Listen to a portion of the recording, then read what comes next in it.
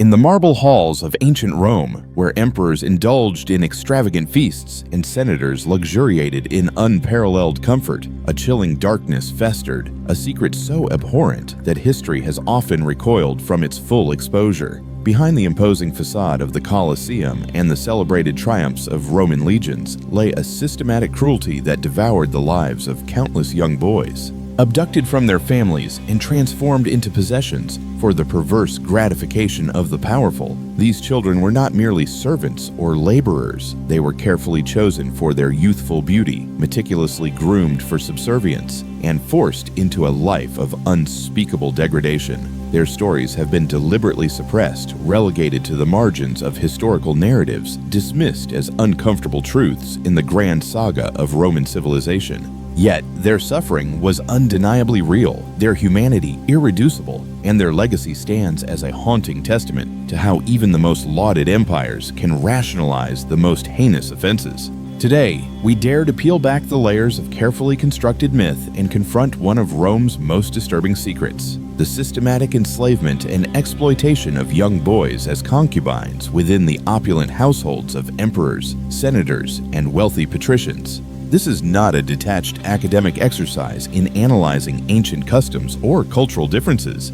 This is a visceral examination of unbridled power, luxury built upon unimaginable suffering, and a society that deliberately chose to avert its gaze while children vanished into gilded prisons. What you are about to encounter may unsettle you deeply. It should, for only by confronting the darkest depths of human cruelty can we hope to prevent its recurrence. By remembering the forgotten, we honor their lost lives, and by grappling with the shadows of our past, we illuminate the path toward a more just and compassionate future. The year is 117 CE. Emperor Hadrian has recently ascended to the throne, inheriting an empire that sprawls across vast territories. Rome stands as the undisputed center of the world, its legions invincible, its coffers overflowing. But in the labyrinthine alleys of the Suburra and within the secluded villas scattered across the empire, a clandestine trade in human misery thrives, concealed behind closed doors. Welcome to the shadowy realm of Rome's boy concubines, where childhood abruptly ended at the slave market, where beauty became a cruel curse, and where the price of survival demanded the sacrifice of one's very soul. Their names have been erased from the official records, their voices silenced by the weight of history, but their story cries out to be told. This is that story. To comprehend the horrors that unfolded, we must first understand the intricate and paradoxical world that spawned them. Rome in the 1st and 2nd centuries CE was a society riddled with contradictions. It was an empire that boasted of its commitment to law and order, yet it was built upon a foundation of conquest and subjugation. It professed unwavering dedication to traditional family values, even as it reveled in decadent excess. And, perhaps most revealingly, it developed sophisticated philosophies espousing human dignity while simultaneously treating vast segments of its population as mere property. To grasp how young boys became ensnared in this brutal system, we must delve into the realities of Roman slavery itself. Unlike the racially based slavery that scarred later centuries, Roman slavery was primarily a consequence of military expansion. As Roman legions swept through distant lands, they brought back not only riches and glory, but also countless human beings, men, women, and children, to fuel the empire's insatiable demands for labor and luxury. Among these unfortunate captives, certain children faced a fate far more agonizing than mere servitude. Boys between the ages of 7 and 14, particularly those possessed of striking beauty, according to Roman aesthetics, were singled out for a distinct and sinister purpose. They were not destined for grueling labor in the fields or perilous conditions in the mines. Instead, they were condemned to vanish into the private sanctuaries of the wealthy, where they would be meticulously molded to fulfill desires that respectable Roman historians preferred to omit from their chronicles. The selection process was chillingly efficient. Unscrupulous slave traders plying their trade in bustling markets from Delos to Ostia assessed young captives with the cold detachment of livestock brokers. They scrutinized every detail: the smoothness of their skin, the symmetry of their faces, the size and expressiveness of their eyes, the slenderness of their limbs. Boys originating from specific regions, notably Syria, Egypt, and Asia Minor, commanded exorbitant prices due to the prevailing Roman obsession with exotic beauty. The traders possessed an intimate understanding of their clientele's predilections, knowing precisely what would fetch the highest price. These innocent children were brutally severed from everything they held dear. Many had witnessed the destruction of their homes, the slaughter of their fathers, the enslavement of their mothers. Now they stood exposed and vulnerable on auction blocks, while potential buyers subjected them to dehumanizing scrutiny, inspecting their teeth, probing their muscles, evaluating their suitability for unspeakable purposes. Those deemed fortunate were purchased swiftly. The less fortunate faced the agonizing uncertainty of multiple sales, each transaction stripping away another fragment of their former identity. Once purchased, these boys were thrust into a meticulously crafted world designed to crush their spirits and remold their very essence. They were stripped of their birth names and given new identities, often feminized Greek names intended to emphasize their subordinate status. Their native tongues were forbidden, their cultural heritage erased. Every vestige of their previous lives was systematically dismantled, replaced with a fabricated persona designed solely to gratify their masters. The physical transformation began immediately. These boys were subjected to elaborate and often painful grooming rituals that would seem extreme even by contemporary standards. Their body hair was meticulously removed through agonizing plucking or the application of corrosive resins. Their skin was meticulously maintained, kept pale through deliberate confinement indoors and the application of toxic white lead cosmetics, a practice that insidiously poisoned many of them. Their diets were strictly controlled to ensure the preservation of a slender, boyish physique well into their teenage years. But the physical alterations extended far beyond mere aesthetics. Some boys were subjected to the barbarity of castration, either partial or complete, in a desperate attempt to preserve their youthful appearance and prevent the development of masculine characteristics. This abhorrent practice, though officially frowned upon by some emperors, continued to be practiced in the shadows. The surgeon's blade not only stole their capacity to father children, but also irrevocably damaged their sense of self, trapping them in a perpetual state of enforced childhood that served their master's depraved fantasies. The psychological manipulation was equally systematic. These boys were relentlessly drilled in dance and poetry, not for their personal enrichment, but to enhance their appeal as companions. They were taught to anticipate their master's moods, to provide entertainment on command, to suppress their own emotions and desires with unwavering obedience. Punishment for any perceived failure was swift and merciless: beatings, starvation, solitary confinement, or far worse. Success, on the other hand, brought only hollow rewards: slightly better food, marginally finer clothes, the bittersweet privilege of being a favored possession within the household. These boy concubines occupied a uniquely precarious and paradoxical position. They might wear silk garments while field slaves wore tattered rags. They might dine on exotic delicacies while others subsisted on meager rations. Yet their gilded chains remained chains nonetheless. They were forbidden from leaving, from refusing any command, even from claiming ownership of their own bodies.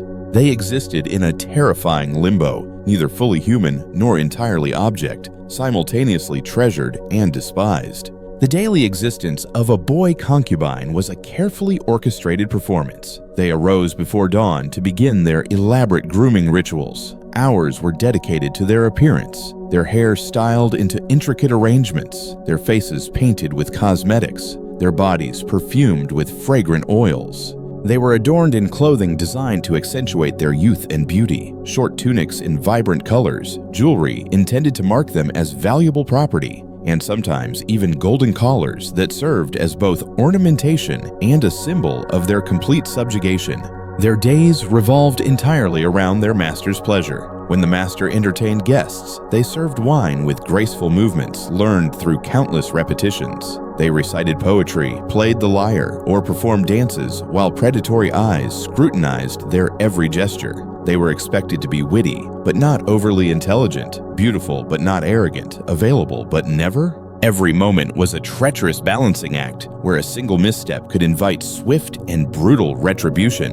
The nights brought a different kind of terror. Historical accounts, constrained by the societal taboos of their time, often resort to euphemisms when describing what transpired behind closed doors. However, archaeological discoveries, medical texts, and the occasional candid memoir leave no doubt that these boys endured relentless sexual abuse. They were considered property, and under Roman law, property had no right to deny its owner's desires. The profound physical and psychological trauma inflicted by these repeated violations left scars that no amount of finery could conceal. Emperor Hadrian's relationship with Antinous stands as perhaps the most well-known example of this insidious system, although it has been excessively romanticized by subsequent generations of historians. Antinous was a Greek youth of exceptional beauty who became Hadrian's companion when he was likely no more than 13 years old. For 7 years, he accompanied the emperor on his travels, sharing his bed and his table, until his untimely and mysterious death in the Nile River at the age of 19 or 20.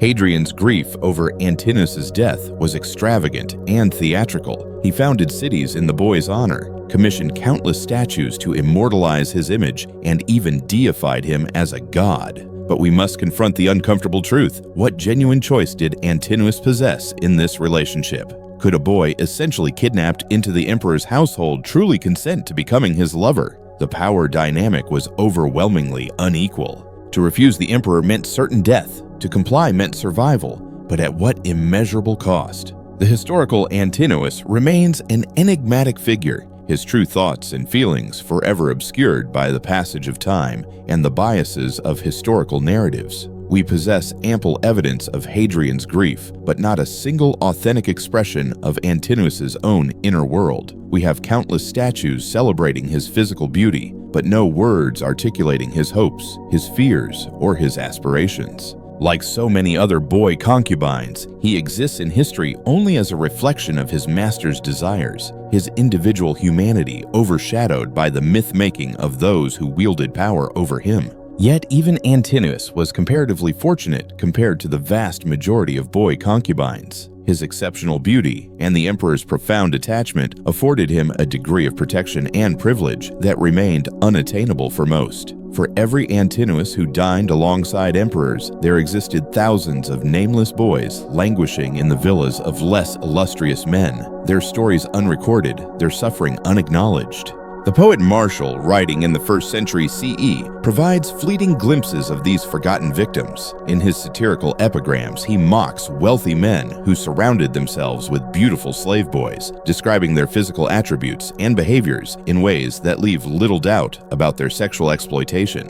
What Martial presented as comedic fodder was, in reality, a devastating tragedy for the boys themselves, children forced to participate in their own degradation for the amusement of their oppressors. Medical texts from the period offer chilling insights into the physical toll of this abuse. Physicians such as Celsus and Galen documented treating young boys for injuries that could only have resulted from sexual violence. They described damaged bodies with clinical detachment, but between the lines, we can discern the immense human cost. These were children whose bodies were broken by the insatiable desires of adults, whose suffering was treated as a medical curiosity rather than a profound moral transgression. Legal documents reveal their own grim narrative. Wills and sales contracts routinely listed boy concubines alongside items of furniture and livestock. Court cases occasionally made passing reference to them. A boy who attempted to escape and was relentlessly hunted down, another who was murdered in a fit of jealous rage by his master,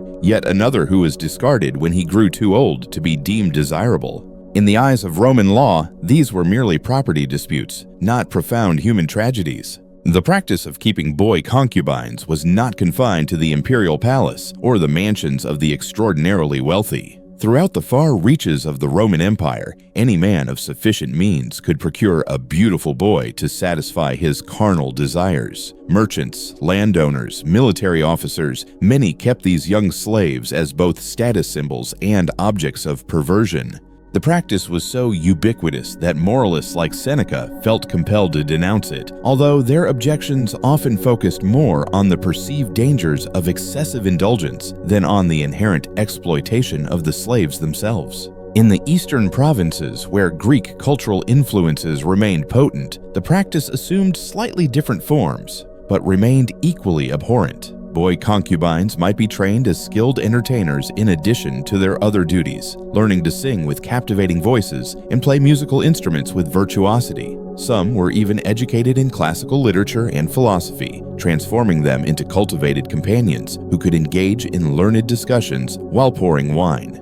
But education did not equate to liberation. These boys remained property, their acquired knowledge merely another means of enhancing their market value. The transaction records from slave markets offer heartbreaking glimpses into this brutal trade. A papyrus fragment from Roman Egypt details the sale of a Syrian boy, approximately 12 years old, described as skilled and pleasing to look upon, for a sum of money that could have purchased several adult field slaves. Another document from Pompeii mentions a boy trained in the Greek style being sold to a wealthy merchant. These sterile commercial terms fail to capture the devastating human reality: children sold into sexual slavery with the full sanction of law and custom.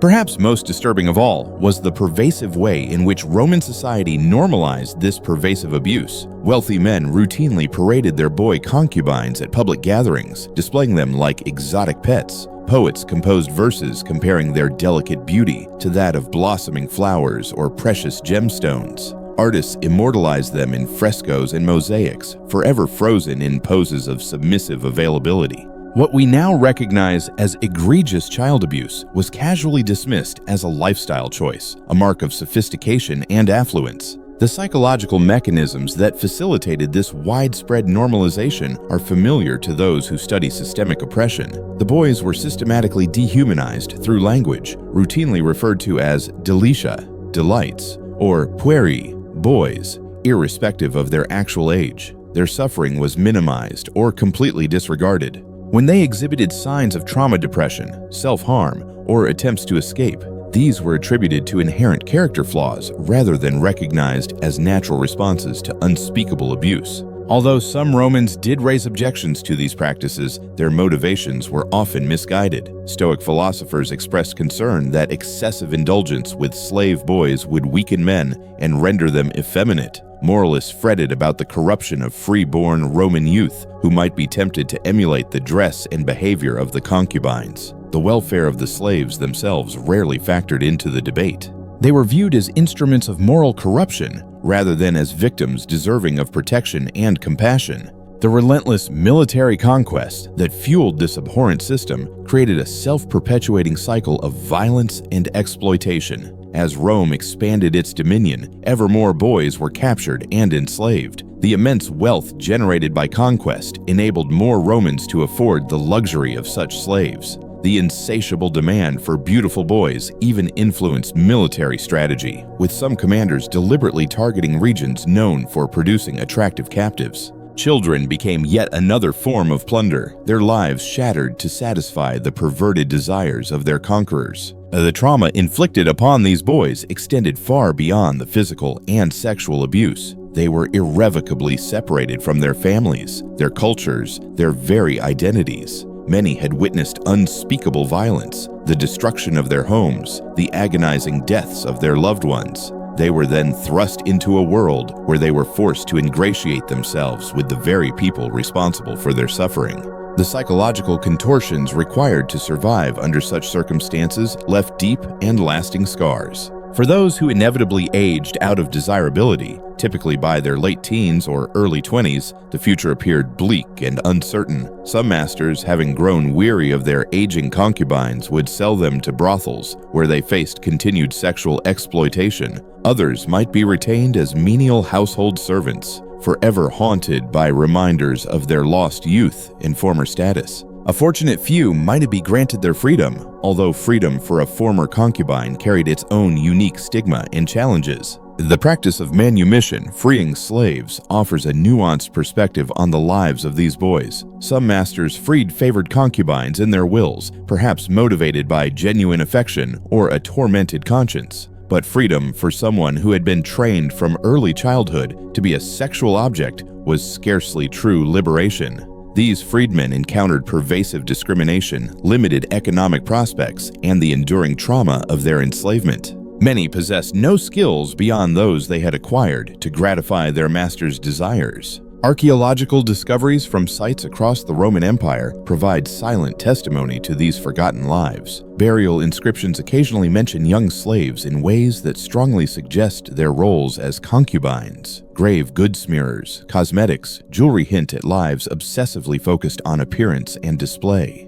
In Pompeii and Herculaneum, remarkably preserved by the eruption of Mount Vesuvius, we find rooms that were clearly designed for the housing and display of slave boys, complete with erotic artwork that leaves no ambiguity about their intended purpose. The artwork itself tells a disturbing story. Frescoes depicting mythological scenes of gods pursuing beautiful youths Zeus and Ganymede. Apollo and Hyacinthus provided a distorted cultural justification for real-world abuse. These myths transformed rape into romance, predation into divine favor. Boy concubines were sometimes given names derived from these very myths, further blurring the line between fiction and reality, between the actions of gods and the actions of men who acted as gods in their own domains. Medical knowledge of the time, however limited, recognized some of the physical consequences of this abuse. Physicians documented treating anal injuries, sexually transmitted infections, and the complications arising from castration. They noted the higher incidence of suicide attempts among young male slaves in wealthy households. Yet this medical knowledge did not lead to intervention or prevention, but rather to the development of more effective methods of maintaining valuable property in a functional state. The economic dimensions of this system reveal its chillingly cold calculation. Boy concubines represented substantial investments. Their purchase price, ongoing maintenance, specialized training, and meticulous grooming all demanded significant financial resources. Some owners even purchased insurance policies on particularly prized boys. As we read these ancient contracts and inventories, we must remember that each clause and entry represents a human life reduced to a purely monetary value, a child whose worth was solely determined by the pleasure he could provide. Religious festivals and public ceremonies often included ostentatious displays of wealthy men's concubines. During Saturnalia, the December festival characterized by a temporary inversion of social roles, boy concubines might be dressed in their master's clothing and granted the fleeting illusion of authority, a temporary charade that only underscored their customary powerlessness. At private dinner parties, they were expected to serve guests while enduring unwanted physical contact and lewd remarks, their humiliation serving as part of the evening's entertainment. The complicity of Roman institutions in perpetuating this abuse cannot be overlooked. The legal system enshrined slaves' status as property. The military machine supplied a constant stream of fresh victims. The economic structure created irresistible incentives for the continuation of the trade. Even religious institutions, which might have provided moral guidance, often owned slaves themselves, including young boys used for various purposes. The entire edifice of Roman civilization was constructed, in part, upon the suffering of these defenseless children. As the Roman Empire evolved, so too did the practices surrounding the keeping of boy concubines. Under the rule of Christian emperors, beginning with Constantine, sporadic attempts were made to regulate or restrict certain aspects of slavery, but these reforms were piecemeal and often disregarded in practice. The abuse continued, albeit concealed behind a thin veneer of Christian morality.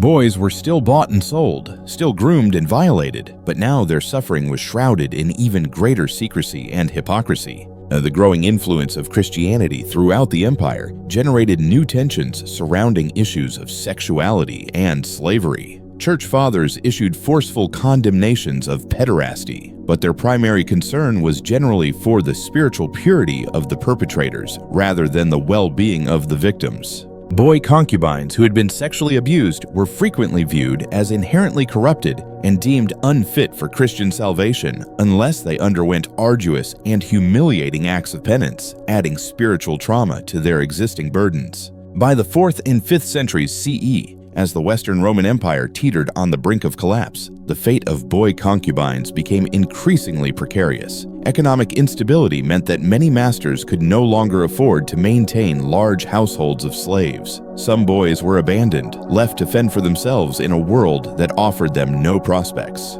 Others were sold to new masters in the Eastern Roman Empire, Byzantium, where the practice persisted for centuries. But the fall of Rome did not bring an end to the suffering. It merely transformed its manifestations. In the chaotic aftermath of invasion and societal disintegration, vulnerable populations invariably suffer the most acutely. Boy concubines, trained solely for pleasure and servitude, possessed few of the skills necessary for survival. Many likely perished in the widespread violence and upheaval. Others may have found themselves subjected to new forms of servitude under Germanic rulers who adopted certain Roman customs. Their individual stories are lost to the annals of history, but we can readily imagine the fear and uncertainty that consumed them. What profound lessons can we extract from this harrowing chapter of human history? First and foremost, we must acknowledge how unchecked power inevitably leads to egregious abuse. The Roman system conferred absolute authority upon slave owners, and that authority corrupted absolutely.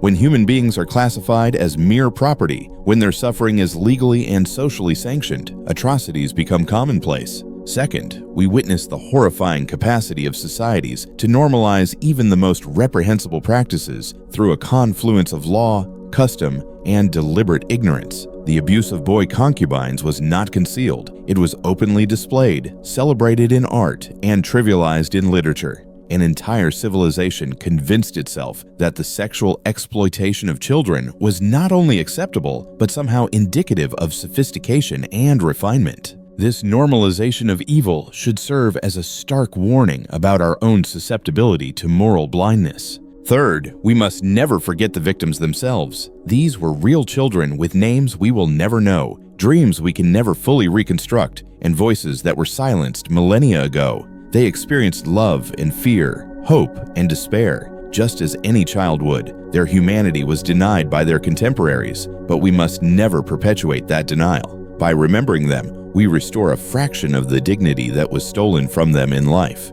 The legacy of Rome's boy concubines continues to reverberate through history in various forms. The practice influenced similar systems in Byzantine, Islamic, and other cultures. The widespread acceptance of child exploitation in one powerful civilization made it easier for others to rationalize their own abuses. Even today, in the darkest corners of the world, children continue to be trafficked, exploited, and treated as mere objects for adult gratification. Modern human trafficking, child sexual abuse, and exploitation have deep roots that extend back to practices such as those that existed in ancient Rome. The methods have evolved, but the underlying evil remains unchanged. The powerful preying upon the vulnerable, adults destroying childhoods, human beings treating other human beings as disposable commodities. A comprehensive understanding of historical atrocities, such as the Roman concubine system, helps us to recognize and combat their contemporary manifestations. We must also confront the ways in which historical narratives themselves have often been complicit in minimizing or excusing these abuses.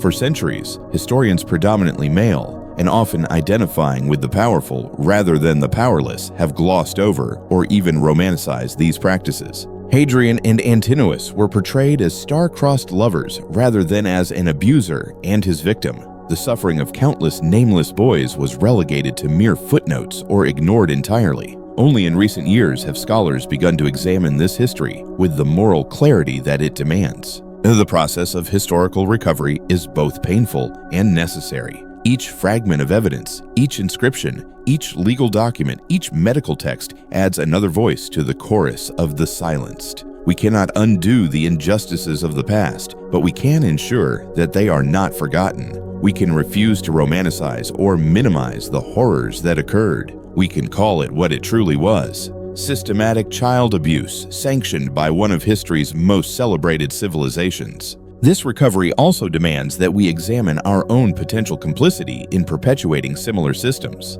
How many of the products we consume were manufactured by child laborers? How many children in our world lack adequate protection from exploitation? How many voices are being suppressed by poverty, powerlessness, and the indifference of those who are capable of providing assistance? The Roman elite deliberately averted their gaze from the suffering within their midst. We must ask ourselves what forms of suffering we choose not to acknowledge. The story of Rome's boy concubines is not simply a tale of ancient history. It is a stark reflection of human nature itself. It demonstrates how readily civilized individuals can participate in barbarism when that barbarism proves profitable and socially acceptable. It reveals how the vulnerable have always borne the brunt of the powerful's pleasures. It serves as a stark reminder that progress is not inevitable and that civilizations can be technologically advanced and morally bankrupt simultaneously. Yet, even within this dark history, we can find faint glimmers of hope. There were Romans who questioned these practices, who recognized the inherent humanity of slaves, who advocated for improved treatment or manumission. There were boys who managed to survive, who found ways to preserve some semblance of self despite the relentless efforts to strip them of their individuality. There were moments of compassion, of resistance, of dignity maintained against overwhelming odds. Even within the most depraved systems, human resilience and compassion can endure. As we conclude this examination of one of history's most unsettling chapters, we must embrace our discomfort. The story of Rome's boy concubines is not easily digested. It challenges our long-held admiration for Roman achievements. It compels us to confront the suffering that lay hidden behind the opulent marble statues and glittering golden coins. It reminds us that every civilization has its victims, and that the true measure of a society lies not in its monuments, but in how it treats its most vulnerable members. The boys whose lives we have briefly glimpsed had no agency in their suffering. We, however, have a choice in how we respond to their story. We can turn away, as their contemporaries did. We can downplay their pain, as historians have done for centuries. Or we can bear witness, carrying their story forward, ensuring that their suffering was not entirely futile. In remembering them, we commit ourselves to protecting the vulnerable in our own time. History is not simply about the past. It is about how the past shapes the present and influences the future. The systematic abuse of children in ancient Rome generated ripples that have spread across centuries and cultures. By comprehending this dark chapter, we better equip ourselves to recognize and resist similar evils in our own era. The boys who suffered within Roman villas cannot be rescued, but perhaps their story can help to save others. Let their silenced voices speak through our remembrance. Let their stolen childhoods remind us of the immeasurable value of innocence. Let their suffering fortify our determination to protect the vulnerable. The marble halls of Rome have crumbled into dust. Its emperors are long gone, but the moral lessons embedded within its darkest practices remain urgently relevant in a world where children continue to endure exploitation, where power continues to corrupt, and where human beings continue to treat other human beings as disposable property. The story of Rome's boy concubines is not ancient history. It is a cautionary tale, a lament, and a call to action. May we find the courage to heed its urgent message. So, as we've journeyed through the shadows of ancient Rome, it's become painfully clear that even the grandest civilizations can harbor the most horrifying secrets. This wasn't just about dusty history, it was about recognizing the inherent worth of every human being, especially the most vulnerable among us, and understanding how easily unchecked power can lead to unspeakable cruelty. By remembering these forgotten boys, we honor their lost lives and commit ourselves to fighting against exploitation and injustice in all its forms today and every day. I'd really love to hear your thoughts on this. What resonated with you the most? Do you have any questions about this period in history or any insights you'd like to share? Please leave a comment below and let's start a conversation. I'm eager to hear from you. And if you found this exploration of Rome's dark secrets thought-provoking, make sure to subscribe so you don't miss future deep dives into hidden histories and forgotten voices. We've got so much more to uncover together.